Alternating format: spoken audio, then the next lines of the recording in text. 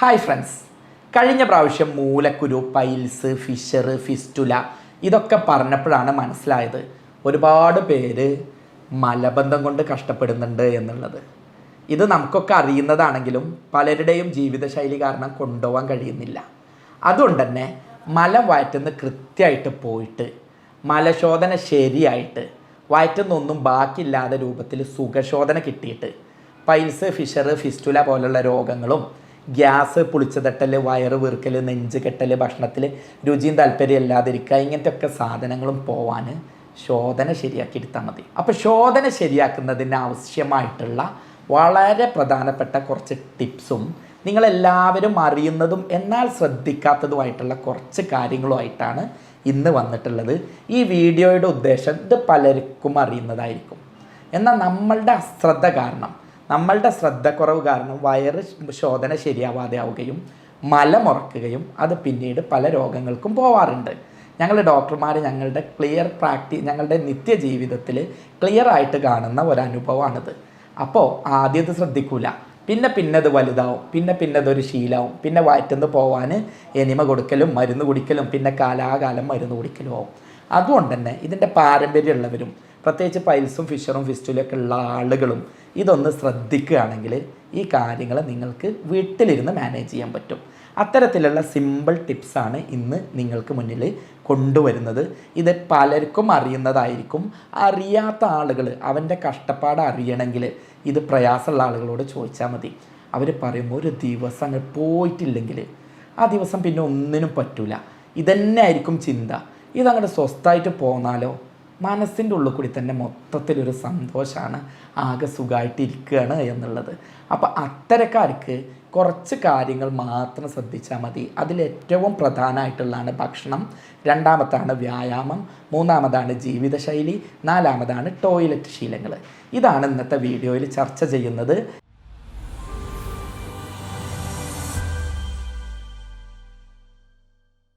ഞാൻ doctor Basil Yusuf, doctor Basil's homeo hospital, Pandikkad, Malappuram ജില്ല. എങ്ങനെയാണ് നിങ്ങളുടെ ശരീരത്തിൽ മലമുണ്ടാവുന്നത്? ഒറ്റവാക്കിൽ നമുക്കൊക്കെ അറിയാം. നമ്മൾ ഭക്ഷണം കഴിക്കുന്നു, അതിൻ്റെ വേസ്റ്റ് പുറത്തേക്ക് പോകുന്നു. ഇത് ശരിയാണ്. പക്ഷേ നമ്മുടെ ശരീരത്തിൽ വേസ്റ്റ് പുറത്തു പോകാൻ നമ്മൾ എന്താ കഴിക്കുന്നു എന്നുള്ളത് വലിയ ഘടകമാണ്. ഫൈബറുള്ള ഭക്ഷണം എന്നൊക്കെ പറഞ്ഞ് നിങ്ങളെ പേടിപ്പിക്കുന്നതിന് പകരം സാധാ ആളുകൾക്ക് മനസ്സിലാവുന്ന ഭാഷയിൽ പറഞ്ഞുതരാം. ചില സംഗതി വേഗം ദഹിക്കുന്നതും സുഖമായിട്ട് മലം ഫോം ചെയ്യുന്നതുമായിരിക്കും. ഉദാഹരണത്തിന് പഴങ്ങൾ, ആപ്പിള്, മൈസൂർ പഴം എന്ന് പറഞ്ഞ ചെറിയ പഴം, അതുപോലെ തന്നെ ഇലക്കറികൾ, പച്ചക്കറികൾ, ഇതൊക്കെ വേഗത്തിൽ മലം പോവാൻ സഹായിക്കുന്ന ഫൈബർ കൂടിയിട്ടുള്ള സാധനങ്ങളാണ്. ഇനി വേറെ ചിലതുണ്ട്, നന്നായിട്ട് മലശോധനയെ ഇല്ലാതെയാക്കും, മലം ഉറച്ചു നിൽക്കാൻ കാരണമാവുന്ന സാധനങ്ങൾ. അതിൽപ്പെട്ടിട്ടുള്ളതാണ് മൈദ, അതല്ലെങ്കിൽ ഫൈബർ കുറഞ്ഞിട്ടുള്ള അത്തരത്തിലുള്ള ഹോട്ടൽ ഭക്ഷണങ്ങൾ, കളറുള്ള ഭക്ഷണങ്ങൾ, ടിൻ ഫുഡുകളായിട്ടുള്ള സാധനങ്ങൾ, പിന്നെ അതുപോലെ തന്നെ കൊഴുപ്പ് കൂടിയിട്ടുള്ള ഭക്ഷണങ്ങൾ, നോൺ വെജ്, കോഴിമുട്ട പോലുള്ള സാധനങ്ങളൊക്കെ. അപ്പോൾ ഇത് നമ്മൾ കഴിക്കുന്ന ഭക്ഷണത്തിനെ ആശ്രയിച്ചിട്ടാണ് നമ്മളുടെ ശരീരത്തിൽ മലം പോകുന്നത് തീരുമാനിക്കുന്നത്. ഇതുപോലെ പലർക്കും അറിയാത്തൊരു സംഗതി ഉണ്ട്. നമ്മൾ കഴിക്കുന്ന ഭക്ഷണത്തിനെ മാത്രമല്ല വെള്ളത്തിനെ ആശ്രയിക്കുന്നുണ്ട്. നമ്മൾ കഴിച്ച ഭക്ഷണം വായിലൂടെ വന്ന് കുടലിലൂടെ പോയിക്കൊണ്ടിരിക്കുമ്പോഴാണ് അതിലെ വെള്ളം വലിച്ചെടുക്കുക. അപ്പോൾ നമ്മളെ ശരീരത്തിൽ നല്ല വെള്ളമുള്ള ആളാണെന്ന് കരുതുക, വെള്ളം കുടിക്കുന്ന ആളാണെന്ന് കരുതുക. വെള്ളം നല്ലോണം ഉണ്ട്, ആവശ്യത്തിനുണ്ടെങ്കിൽ പിന്നെ അതിൽ നിന്ന് വല്ലാതെ വലിച്ചെടുക്കില്ല. എന്നാൽ നിങ്ങൾ വെള്ളം കൂടി കുറവുള്ള ആളാണെങ്കിൽ ബോഡി എന്ത് ചെയ്യും? ഈ ബാക്കി വരുന്ന വെള്ളം നമ്മളുടെ മലം ഫോം ചെയ്യുന്ന കുടലുകളിൽ നിന്ന് വലിച്ചെടുക്കും. അങ്ങനെ കുടലുകളിൽ നിന്ന് വലിച്ചെടുക്കുമ്പോൾ നിങ്ങൾ എന്ത് നല്ല ഭക്ഷണം കഴിച്ചാലും ആ മലം ഉറക്കാൻ കാരണമാവും. ഇതാണ് പലരും പറയുന്നത്, ഡോക്ടറെ ഞങ്ങൾ നല്ലോണം ഭക്ഷണം കഴിക്കുന്നുണ്ട്, നല്ല ഭക്ഷണങ്ങളാണ് കഴിക്കുന്നത്, നോൺ വെജ് ഒന്നും കഴിക്കുന്നില്ല, പക്ഷേ വയറുറക്കുന്നു എന്ന്. അപ്പോൾ വെള്ളം കുടിക്കുക. വെള്ളം കുടിച്ചിട്ടില്ലെങ്കിൽ കുടലിൽ നിന്ന് ഇത് വലിച്ചെടുക്കുകയും അതിലൂടെ മലം ടൈറ്റാവുകയും അങ്ങനെ മലം ടൈറ്റായിട്ട് വയറ്റുന്ന് പോകാൻ പ്രയാസം ഉണ്ടാവുകയും ചെയ്യും. ഇനി മലം പോവാതിരിക്കാനുള്ള കാരണങ്ങൾ എന്തൊക്കെയാണ് എന്നുള്ളത് നോക്കാം. അതറിഞ്ഞാലാണല്ലോ നമുക്ക് എന്തുകൊണ്ടാണ് ഇത് വരുന്നത്, എങ്ങനെയാണ് ഇതിനെ നിയന്ത്രിക്കുക എന്നുള്ളത് അറിയുന്നത്. ഏറ്റവും ആദ്യം ഞാൻ നേരത്തെ പറഞ്ഞ ഭക്ഷണത്തിലെ ശ്രദ്ധയില്ലായ്മ, ഭക്ഷണത്തിൽ കൂടുതലായിട്ട് നോൺ വെജ് കഴിക്കുന്നത്, കളർ അടങ്ങിയിട്ടുള്ള കഴിക്കുന്നത്, ഫാസ്റ്റ് ഫുഡുകൾ കഴിക്കുന്നത്, കെമിക്കൽ അടങ്ങിയിട്ടുള്ളത് കഴിക്കുന്നത്, പിന്നെ ഭക്ഷണത്തിൽ ഫൈബർ റിച്ച് ആയിട്ടുള്ള ഭക്ഷണം കുറയുന്നത്, പച്ചക്കറികളും സാലഡുകളും മുളപ്പിച്ച പയർ പോലുള്ള സാധനങ്ങളും ഇലക്കറികളും ഫ്രൂട്ട്സും ഒക്കെ ഭക്ഷണത്തിൽ കുറയുകയും ഹോട്ടൽ ഭക്ഷണങ്ങളും കൃത്രിമ ഭക്ഷണങ്ങളും കൂടുതൽ കഴിക്കുന്നതുമാണ് ഒന്നാമത്തെ കാരണം. ഇനി 2, കഴിച്ച തന്നെ സമയത്ത് കഴിക്കാത്തതും വല്ലാത്ത പ്രശ്നമാണ്. കുറേ സമയം വയറ് വെറുതെ ഇടും, ബാക്കി കുറേ സമയം വയറ് ഒന്നിച്ച് വാരി വലിച്ച് കഴിക്കും. ഇതൊരു പ്രശ്നമാണ്. 3-മത്തത് ഉറക്കക്കുറവ് ഒരു പ്രശ്നമാണ്. ഉറക്കം തീരെ ഇല്ലാതെ ആകുമ്പോൾ അതിനനുസരിച്ച് ദഹനം ശരിയാവാതെ മലം ടൈറ്റാവും. അതുപോലെ വ്യായാമം കിട്ടാത്തത്, നമ്മളുടെ കുടലുകളുടെ മൂവ്മെൻറ്റുകളൊക്കെ അവിടെ ഒതുങ്ങി നിൽക്കുകയും അതിലൂടെ മലബന്ധം മലബന്ധം ഉണ്ടാവുകയും ചെയ്യും. വേറൊന്ന് വരുന്നതാണ് സ്ട്രെസ്സ്.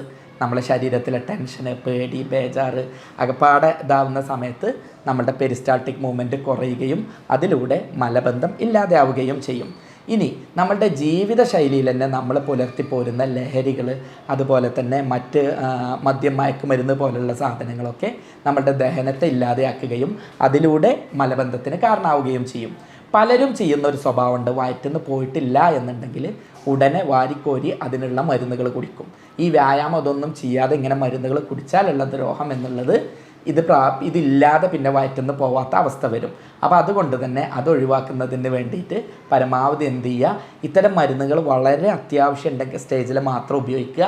ഇല്ലാത്തവരൊക്കെ എന്ത് ചെയ്യുക, ഈ പറഞ്ഞിട്ടുള്ള ജീവിതശൈലികൾ ശ്രദ്ധിച്ചാൽ തന്നെ നിങ്ങൾക്ക് നല്ല രൂപത്തിൽ മലബന്ധം ഇല്ലാതെയാക്കാൻ കഴിയും. പിന്നെ ചില രോഗങ്ങൾ, പൈൽസ്, ഫിഷർ, അതുപോലെ തന്നെ കുടലിലെ രോഗങ്ങൾ, അതുപോലെ തന്നെ പുണ്ണ്, ഇത്തരം സംഗതികൾ, അമിതവണ്ണം, ഇതൊക്കെ നിങ്ങളുടെ ദഹനത്തിനെ ബാധിക്കുകയും അതിലൂടെ മലബന്ധത്തിലേക്ക് നയിക്കുകയും ചെയ്യാറുണ്ട്. ഇതൊന്നും ചെയ്യാത്ത പലർക്കും മലബന്ധം ഉണ്ടാവുന്നതിൻ്റെ കാരണം എന്താ അറിയോ? ഫോണും കൊണ്ട് ടോയ്ലറ്റിലേക്ക് പോകുന്നത്. ഞാൻ പറയുമ്പോൾ നിങ്ങൾക്ക് ചിരിയാണ് വരിക. നല്ലൊരു ശതമാനം ആളുകൾ അത് ചെയ്യുന്നുണ്ട്. ഞങ്ങളുടെ പ്രാക്ടീസിൽ പലപ്പോഴും കാണുന്നതാണ്. ഇതിപ്പോൾ എൻ്റെ ഈ അടുത്ത കാലത്താട്ടോ ഞാൻ കൂടുതൽ കണ്ടിട്ടുള്ളത്. പണ്ടൊന്നും എൻ്റെ പ്രാക്ടീസിൻ്റെ ആദ്യ കാലത്തൊന്നും അത്ര പ്രശ്നങ്ങൾ ഉണ്ടായിരുന്നില്ല. ആളുകൾ ഫോണും കൊണ്ടാണ് വാട്സപ്പും യൂട്യൂബും ഫേസ്ബുക്കൊക്കെ കൂടുതൽ നോക്കുന്നത് ടോയ്ലറ്റ് ഇരുന്നിട്ടിട്ടാണ്. അതുകൊണ്ട് തന്നെ ടോയ്ലറ്റ് ശീലങ്ങളിൽ വന്ന മാറ്റങ്ങൾ ഭയങ്കര ഘടകമായിട്ടുണ്ട്. ഒന്ന്, നമുക്ക് ടോയ്ലറ്റ് പോകാൻ തോന്നിയാൽ ടോയ്ലറ്റിൽ പോവുക. ടോയ്ലറ്റിൽ പോകാനില്ലെങ്കിൽ അതിൽ പിടിച്ചിരുന്നിട്ട് ചെയ്യേണ്ട അവസ്ഥ ഉണ്ടാവുക, ഒഴിവാക്കുക.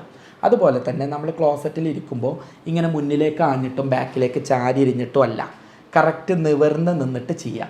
മുട്ട് നേരെ കുത്തനെ കസേരയിൽ ഇരിക്കുന്നതിന് പകരം കുറച്ച് ചെരിച്ച് ബാക്കിലേക്ക് വെക്കുന്നത് കൂടുതൽ സഹായകരാകും. ശരിക്കും ഇന്ത്യൻ ക്ലോസറ്റിൻ്റെ ഒരു ഗുണം അവിടെയാണ്. അങ്ങനെ മുമ്പ് സമയത്ത് കൂടുതലായിട്ട് ശോധന പെട്ടെന്ന് പോകാൻ സഹായകരായിരിക്കും. അതുപോലെ തന്നെ കുറേ സമയം മുക്കി കളയുക. അതുപോലെ തന്നെ നന്നായിട്ട് ഹാർഡായിട്ട് കൈ കൊണ്ട് റബ്ബ് ചെയ്തിട്ട് കളയുക. അതുപോലെ തന്നെ നല്ല ഫോഴ്സിൽ പൈപ്പിലെ വെള്ളം അതിലേക്ക് അടിച്ച് കളയുക. അങ്ങനെയെല്ലാം ചെയ്യുകയാണ് എന്നുണ്ടെങ്കിൽ ഈ ഫോഴ്സ് ഇത് മലബന്ധത്തിനും അതുപോലെ തന്നെ ഇതുമായി ബന്ധപ്പെട്ട രോഗങ്ങൾക്കും കാരണമാവും. അതുകൊണ്ട് മാറിയ ടോയ്ലറ്റ് ശീലങ്ങളും നമ്മളുടെ ജീവിതത്തിൽ ഇത്തരത്തിൽ പൈൽസ് മലബന്ധം വരാൻ, അതിലൂടെ പൈൽസ്, ഫിഷർ, ഫിസ്റ്റുലൊക്കെ വരാനും കാരണമാവുന്നുണ്ട്. മലബന്ധം മാറുന്നതിനുള്ള 10 ടിപ്സ് പറഞ്ഞുതരാം. ഇത് നിങ്ങൾ വീട്ടിൽ നിന്ന് ചെയ്യുമോ, ഒരു മരുന്നും എടുക്കാതെ തന്നെ നിങ്ങൾക്ക് ഈ മലബന്ധത്തെ നിങ്ങളുടെ വരുതിയിലാക്കാൻ പറ്റും. ആദ്യം ഞാൻ പറഞ്ഞു തരുന്നത് കഴിക്കേണ്ട ഭക്ഷണങ്ങളാണ്. വേറൊന്നുമല്ല, നന്നായിട്ട് ഫ്രൂട്ട്സ് കഴിക്കുക. ഈ ഫ്രൂട്ട്സ് പറയുമ്പോൾ നിങ്ങൾ പലപ്പോഴും നെറ്റൊക്കെ നോക്കുമ്പോൾ വലിയ വലിയ സാധനങ്ങളൊക്കെ കാണുക. കിവി, പീറ്, അവക്കാഡോ, ഇങ്ങനെ പൈസ കൊടുത്ത് വാങ്ങുന്ന സാധനങ്ങളൊക്കെ കാണുക. എന്നാൽ മനസ്സിലാക്കുക, നിങ്ങളുടെ വീട്ടിലുള്ള ചക്ക, നിങ്ങളുടെ വീട്ടിലുള്ള മാങ്ങ, നമ്മളെ വീട്ടിലുള്ള കറൂത്ത, പപ്പായ, കറുമൂസ എന്നൊക്കെ പറയുന്ന പപ്പായ, ഇതിനോടത്തോളം നല്ല ശോധന ഉണ്ടാക്കുന്ന സാധനങ്ങൾ വേറെ ഇല്ല. അപ്പോൾ അത് നന്നായിട്ട് ഉപയോഗിക്കുക. നിങ്ങൾക്ക് ആപ്പിൾ കഴിയുമെങ്കിൽ നല്ലതാണ്, ഓറഞ്ച് കഴിയുമെങ്കിൽ നല്ലതാണ്, ഉറുമാൻ കഴിയുമെങ്കിൽ അത് നല്ലതാണ്, പഴം വാഴപ്പഴം കഴിക്കാൻ പറ്റുമെങ്കിൽ അത് നല്ലതാണ്. ഒബ്വിയസ്ലി കിവിയും അതുപോലെ തന്നെ ബെറീസും, ബ്ലാക്ക്ബെറിയും ബ്ലൂബെറി, ഈ സാധനങ്ങളൊക്കെ നല്ലതാണ്. പക്ഷേ കുറേ പൈസ കൂടിയ സാധനങ്ങൾ പറയുന്നില്ലേറെ ഞാൻ എപ്പോഴും പറയാൻ ആഗ്രഹിക്കുന്നത് നമ്മളെ വീട്ടിലുള്ള പപ്പായയും ചക്കയും മാങ്ങയും തന്നെയാണ്. ഇങ്ങനെ നമുക്ക് കിട്ടുന്ന പഴങ്ങൾ, പിന്നെ വില കുറഞ്ഞ സീസണിൽ കിട്ടുന്ന ഫ്രൂട്ട്സ് ഉണ്ട്. ആ സീസണിൽ കിട്ടുന്ന ഫ്രൂട്ട്സ് ഉപയോഗിക്കുകയാണെങ്കിൽ അതും നമുക്ക് ധാരാളമായിട്ട് ഉപയോഗിക്കാം. രണ്ടാമത് ഞാനെന്നും പറയുന്ന പോലെ തന്നെ പച്ചക്കറികൾ, നിങ്ങളുടെ വീട്ടിലുള്ള പച്ചക്കറികൾ ഇത് തന്നെ സാലഡുകളാക്കിയിട്ട് ഉപയോഗിക്കുക. കുറേ വേവിച്ച് അല്ലെങ്കിൽ കുറേ പൊരിച്ചെടുക്കുന്നതിലേറെയൊക്കെ നല്ലത് സാലഡുകളായിട്ട് കൂടുതൽ ഉപയോഗിക്കുക. മത്തങ്ങയാണെങ്കിലും കുമ്പളങ്ങയാണെങ്കിലും, ഇനി അതല്ലെങ്കിൽ പയർ, ബീൻസ് പോലെയുള്ള അങ്ങനത്തെ പയർ വർഗ്ഗങ്ങളാണെങ്കിലും വളരെ നല്ലതാണ്. അരി ഭക്ഷണത്തിലേക്ക് വരികയാണെങ്കിൽ തവിടുള്ള അരിയാണ് ഉപയോഗിക്കേണ്ടത്, പോളിഷ് ചെയ്തതല്ല. അതുപോലെ തന്നെ ഹോൾ ഗ്രെയിൻസ് ആയിട്ടുള്ള ഓട്സ്, അതുപോലെ തന്നെ തവിടോട് കൂടിയിട്ടുള്ള ഗോതമ്പ്, ഇത്തരം സാധനങ്ങൾ കൂടുതൽ ഉപയോഗിക്കാൻ ശ്രമിക്കുക. എന്നാലോ മൈദ പോലെയുള്ള സാധനങ്ങൾ ഭക്ഷണത്തിൽ നിന്ന് ഒഴിവാക്കുക. എണ്ണമെഴുക്കുള്ളത് കുറയ്ക്കുക. ഒലീവ് ഓയിൽ അത്ര പ്രശ്നങ്ങളില്ല. അതുപോലെ തന്നെ നിങ്ങൾക്ക് ഡ്രൈ ഫ്രൂട്ട്സ് നല്ലതാണ്, അതുപോലെ തന്നെ നട്ട്സ് നല്ലതാണ്. ഇതൊക്കെ പറയുമ്പോൾ നിങ്ങളുടെ കഴിവും സാമ്പത്തികവും പ്രത്യേകം ഓർക്കുക. അതല്ലാതെ ഇത് കിട്ടിയില്ല എഴുതിയിട്ട് വയറ്റുന്ന പോകാത്ത പ്രശ്നമൊന്നും ഉണ്ടാവില്ല. അതുകൊണ്ട് അത് പറഞ്ഞ് പേടിക്കേണ്ട ആവശ്യങ്ങളൊന്നുമില്ല. പിന്നെ പൊതുവേ ചെയ്യുന്നതുണ്ട്, ഉണക്കമുന്തിരി വെള്ളത്തിലിട്ട് വെച്ചിട്ട് രാവിലെ കുടിക്കുക. ഒരു 10 എണ്ണം വെച്ചിട്ട് അത് രാവിലെ കുടിക്കുക. ഇതുപോലെ അത്തിപ്പഴം ചെയ്യുന്നവരുണ്ട്, ഇതും നല്ലതാണ്. അതും വെള്ളത്തിലിട്ട് ചെയ്യുകയാണെങ്കിൽ വളരെ നല്ലതാണ്. വിദേശ രാജ്യങ്ങളിലുള്ളവർക്കൊക്കെ ഞാൻ മനസ്സിലാക്കിയെടുത്തിട്ടുള്ളത് നമ്മുടെ പ്രവാസി സുഹൃത്തുക്കൾക്കൊക്കെ ഇത് ഈസി ആയിട്ട് കിട്ടുന്നുണ്ട്. അത്തരത്തിൽ അത് കിട്ടുകയാണെങ്കിൽ അത് കൂടുതലായിട്ട് ഉപയോഗിച്ചാൽ നല്ലതാണ്. ഇത് സുഖശോധന പ്രദാനം ചെയ്യുന്നതിന് വളരെ സഹായകരമാണ്. രണ്ടാമത്തെ ടിപ്സ് കഴിക്കാൻ പാടില്ലാത്ത ഭക്ഷണങ്ങൾ തന്നെയാണ്. ഇത് വേറെ ഒന്നുമല്ല, നമുക്കറിയാം നമ്മളെ കെമിക്കൽ ചേർത്തിട്ടുള്ള ഭക്ഷണങ്ങൾ, പ്രോസസ്ഡ് ഫുഡ്, എടുത്തു വെക്കാൻ പ്രിസർവേറ്റീവ്സ്, അതായത് കേടുവരാതെ ടിന്നിലൊക്കെ സൂക്ഷിക്കുന്ന കുറേ കാലം കേടുവരാതിരിക്കാനുള്ള കെമിക്കലൊക്കെ ചേർത്തിട്ടുള്ള ഫുഡ്, കളറുകളൊക്കെ ചേർത്തിട്ടുള്ള ഫുഡ്, ചിപ്സ് പോലെ എണ്ണയിൽ വറുത്തെടുത്തിട്ടുള്ള സംഗതികൾ, അതുപോലെ തന്നെ പാല് കൂടുതലായിട്ട് പാലുൽപ്പന്നങ്ങൾ, പ്രത്യേകിച്ച് ചീസ്, പാല്, ഇത്തരം സംഗതികൾ, നോൺ വെജിൽ നന്നായിട്ട് മസാല ഉള്ള ഐറ്റംസ്, പിന്നെയും പൊരിച്ചെടുത്തിട്ടുള്ള ഭക്ഷണങ്ങൾ, അതുപോലെ തന്നെ കോഴിമുട്ട, അതുപോലെ തന്നെ മീറ്റ്, ഇത്തരം സംഗതികൾ, പിന്നെ മധുരം കൂടുതലായിട്ടുള്ള സംഗതികൾ, പേസ്ട്രികൾ, സോഫ്റ്റ് ഡ്രിങ്ക്സ്, കോളകൾ, ഇത്തരത്തിൽ നമ്മളുടെ നാട്ടിൽ ഇപ്പോൾ ശീലമായിക്കൊണ്ടിരിക്കുന്ന ഫാസ്റ്റ് ഫുഡ്, ജങ്ക് ഫുഡ് എന്നിവയിൽ പെട്ടിട്ടുള്ള സാധനങ്ങൾ കൂടുതലായിട്ട് പരമാവധി ഉപയോഗം കുറയ്ക്കുക. അതിന് പകരം ഞാൻ നേരത്തെ പറഞ്ഞിട്ടുള്ള സംഗതികൾ കൂടുതലായിട്ട് ഉപയോഗിക്കുക. മൂന്നാമതായിട്ട് ടോയ്ലറ്റ് ശീലങ്ങളിൽ വരുത്തേണ്ട മാറ്റങ്ങളാണ്. ഞാൻ നേരത്തെ പറഞ്ഞ പോലെ നിങ്ങൾക്ക് എപ്പോഴാണോ വയറ്റിന്ന് പോകാൻ തോന്നുന്നത് അപ്പോൾ വയറ്റിന്ന് പോവുക. തോന്നുന്നില്ലെങ്കിലോ സമയം അലാരം അടിക്കുന്ന പോലെ 8 മണിയായി ഇന്ന് വയറ്റിന്ന് പോവുക എന്ന് പറഞ്ഞിട്ട് നമ്മൾ എന്ത് ചെയ്യണ്ട, ടൈം വെച്ചിട്ട് അതിനെ കാത്തു നിൽക്കണ്ട. നിങ്ങൾക്ക് വയറ്റിന്ന് പോകാൻ തോന്നുകയാണെങ്കിൽ സൗകര്യപ്പെടുന്ന സ്ഥലത്ത് പോവുക. അതല്ലാതെ വീട്ടിലെത്തട്ടെ എന്ന് പറഞ്ഞ് കാത്തിരിക്കരുത്. ഇത് വിശിഷ്യ ഞാൻ പറയുന്നത് നമ്മളെ വിദ്യാർത്ഥികളെയും മക്കളെയും ഇത് ശീലിപ്പിക്കുക. കാരണം ചെറുപ്പത്തിൽ അവരിത് നമ്മളെന്ത് ചെയ്യും, വീട്ടിലെത്തട്ടെ എഴുതി സ്കൂളിൽ നിന്ന് പോവാതെ പിടിച്ച് നിൽക്കും. അല്ലെങ്കിൽ വല്ല ബന്ധു വീട്ടിലും പോവുകയാണെങ്കിൽ അവിടുന്ന് പറയാൻ മടിക്കും. അങ്ങനെ ചെയ്യേ വേണ്ട. ഇതെല്ലാ മനുഷ്യർക്കും ഉള്ളതാണ്, എനിക്കുള്ളതാണ്, ഞാൻ ഈ പറയുന്നത് കേൾക്കുന്ന നിങ്ങൾക്കുള്ളതാണ്. അതുകൊണ്ട് തന്നെ ഒരാൾ വന്നിട്ട് എനിക്ക് വയറ്റിന്ന് പോകണമെന്ന് പറഞ്ഞാൽ അവനെ കളിയാക്കി ചിരിക്കാനോ അതല്ലെങ്കിൽ ഓനെന്താ പിടിച്ച് നിൽക്കാൻ വയ്ക്കൂലെന്ന് ചോദിക്കാനൊന്നും നിൽക്കണ്ട. നമ്മളങ്ങനെ ഒരാളെ കളിയാക്കുമ്പോൾ നമ്മളെ മക്കളിത് കേൾക്കും. എന്നിട്ട് മക്കൾ എന്ത് ചെയ്യും, നാളെ വയറ്റിന്ന് പോകാൻ തോന്നിയാൽ പറയാൻ മടിയായിരിക്കും. നേരെ മറിച്ച് നമ്മളെ സഹോദരൻ ഒരാൾക്ക് ഇങ്ങനെ തോന്നുകയാണെങ്കിൽ ഈ ബാത്റൂം ഉപയോഗിച്ചു അതിനെന്താ എന്ന് പറഞ്ഞ് ചെയ്യുമ്പോൾ നമ്മത് കാണുന്ന നമ്മളെ മക്കൾക്കും ഇതുപോലെ ചെയ്യാൻ തോന്നും. ഇതൊരു വലിയ സംഭവമാവില്ല. അതുകൊണ്ട് തന്നെ നിങ്ങൾ പിടിച്ച് നിർത്തരുത്. ഫോണും കൊണ്ട് ടോയ്ലറ്റിലേക്ക് പോകുന്ന ശീലം ജീവിതത്തിൽ നിന്ന് ഒഴിവാക്കുക. ദയവായി അങ്ങനെ കാണിക്കരുത്. അങ്ങനെ കാണിച്ചാലുള്ള പ്രശ്നം എന്താ അറിയോ, നമ്മൾ ഈ ഫോണും കൊണ്ട് പോകുമ്പോൾ ഈവൻ പുതിയ തലമുറയിൽ പുതിയ ഡോക്ടേഴ്സൊക്കെ പറയുന്നുണ്ട്, നമ്മൾക്ക് ചെറിയ ബ്ലീഡിംഗ് ഒക്കെ മലത്തിലുണ്ടെങ്കിൽ പണ്ടത് ആളുകൾ ശ്രദ്ധിക്കും. ഇപ്പോൾ അത് ശ്രദ്ധിക്കുന്നില്ല. ഒന്ന് യൂറോപ്യൻ ക്ലോസറ്റിൽ ഇരുന്ന് ഫ്ലഷ് ചെയ്യുക, 2 കയ്യിൽ ഫോണാണ്. ഇത് കഴിഞ്ഞിട്ട് നേരെ പൈപ്പ് ടാപ്പ് പ്രഷറും അങ്ങ് കൊടുത്ത് അടിച്ച് പോവുകയാണ്. ഇതൊക്കെ എന്നിട്ട് വലിയ ഗൗരവത്തിലെത്തിയിട്ട് അറിയുന്നത്. അപ്പോൾ ഒന്നാമത് ഫോൺ കൊണ്ടുപോകരുത്. 2 ഫോണും പിടിച്ച് കുറേ നേരം അതിൽ മുക്കി പിടിച്ചിരിക്കുമ്പോൾ നിങ്ങളുടെ മസിലുകൾ അറിയാതെ ടൈറ്റ് ആവുകയും പിന്നീട് അത് ശരിയായ രൂപത്തിലുള്ള ടോയ്ലറ്റ് ശീലം അല്ലാതെ ആയി പിന്നീട് മലബന്ധത്തിലേക്കൊക്കെ നയിക്കും. അതുകൊണ്ട് ഫോൺ ഉപയോഗിച്ച് നിങ്ങൾ പോവരുത്. ഇനി 4ാമത് പറയുന്നത് ദുശ്ശീലങ്ങളായിട്ടുള്ള ലഹരി, മദ്യപാനം, ഇതൊക്കെ പരമാവധി ഒഴിവാക്കുക. 5ാമത് നന്നായിട്ട് കിടന്നുറങ്ങുക. അടുത്തത് പറയാനുള്ളത് വ്യായാമം ചെയ്യലാണ്. ദിവസം വ്യായാമം ചെയ്യുക. ഒരു 40 മിനിറ്റ് വെച്ചിട്ട് 5 ദിവസം അല്ലെങ്കിൽ 6 ദിവസം, പറ്റുകയാണെങ്കിൽ 7 ദിവസവും ആഴ്ചയിൽ വ്യായാമം ചെയ്യാം. ഇത് പ്രഭാത സവാരി ഏറ്റവും നല്ലത്. എന്നാൽ ശരിയായ അർത്ഥത്തിൽ നിങ്ങൾക്ക് ശോധന കിട്ടും. ശരീരത്തിൽ കെട്ടിക്കിടന്ന ദുർമേധസ്സൊക്കെ സുഖമായിട്ട് അങ്ങ് പോരാനും സഹായകരായിരിക്കും. ഇത് നിങ്ങളുടെ ശോധന പ്രശ്നം മാത്രമല്ല, പൈൽസും ഫിഷറും ഫിസ്റ്റുലയും മാത്രമല്ല, അമിതവണ്ണം, കൊളസ്ട്രോളും യൂറിക് ആസിഡും PCODയും ഇത്തരത്തിലുള്ള രോഗങ്ങളൊക്കെ കുറയാനും നിങ്ങൾക്ക് നല്ല പവർ കിട്ടാനും സെക്ഷൽ പവർ കിട്ടാനും നല്ല എനർജി കിട്ടാനും മെൻ്റലി ഫ്രഷ്നെസ് ഫീൽ ചെയ്യാനൊക്കെ സഹായകരമാണ്. അതുകൊണ്ട് ഈ വ്യായാമം ഒരു 40-45 മിനിറ്റ് ദിവസവും നിർബന്ധമായും ചെയ്യുക. ഇതോടൊപ്പം പറയുന്നത് സെഡൻഡറി ലൈഫ്, ചടഞ്ഞു കൂടി കുറേ നേരം അടങ്ങിയിരിക്കുന്ന സ്വഭാവമുള്ളവരുണ്ടെങ്കിൽ ഇടയിലൊന്ന് നീച്ച് വ്യായാമം ചെയ്യുക, അതല്ലെങ്കിൽ കുറേ നേരം ചടഞ്ഞുകൂടി ഇരിക്കുന്ന ശീലം ഒഴിവാക്കുക എന്നുള്ളതാണ്. ഞാൻ നിങ്ങൾക്ക് ജീവിതത്തിൽ കുറച്ചൊരു ജീവിത ശൈലി പറഞ്ഞുതരാം. വേറൊന്നുമല്ല, രാവിലെ എഴുന്നേൽക്കുക, അത് സൂര്യൻ ഉദിക്കുന്നതിൻ്റെ മുൻപ് എഴുന്നേൽക്കുക, പരമാവധി ശ്രമിക്കുക. എന്നിട്ട് ഒരു ഗ്ലാസ് ഇളം ചൂടുള്ള വെള്ളം കുടിക്കുക. അങ്ങനെ ആകുമ്പോൾ നമ്മൾക്ക് മോഷൻ ശരിയാവാൻ അത് ഏറെ സഹായകരമായിരിക്കും. എന്നിട്ട് 1 അല്ലെങ്കിൽ 2 ഗ്ലാസ് ഇളം ചൂടുവെള്ളം കുടിക്കുക. എന്നിട്ട് പ്രഭാത സവാരിക്ക് പോകുന്നവരാണെങ്കിൽ അങ്ങനെ ചെയ്യുക. അതല്ല അതിൻ്റെ മുൻപ് തന്നെ നിങ്ങൾക്ക് ശോധന കിട്ടുന്നുണ്ടെങ്കിൽ ഓക്കെ, അല്ലെങ്കിൽ ഒരു 40-45 മിനിറ്റ് പ്രഭാത സവാരി ചെയ്യുക. അങ്ങനെ ചെയ്യുമ്പോൾ സുഖമായിട്ടുള്ള ശോധന കിട്ടും. അതുപോലെ തന്നെ ശരീരത്തിലേക്ക് വെയിൽ കൊള്ളുന്നത് സഹായകരമായിരിക്കും.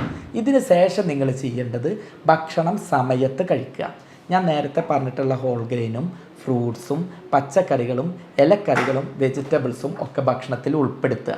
വെള്ളം നന്നായിട്ട് കുടിക്കുക. ഈ രൂപത്തിൽ ശരീരത്തിനെ സെറ്റ് ചെയ്യുക. പിന്നെ ചെയ്യേണ്ടത് നിങ്ങൾ നേരത്തെ കിടന്നുറങ്ങുക.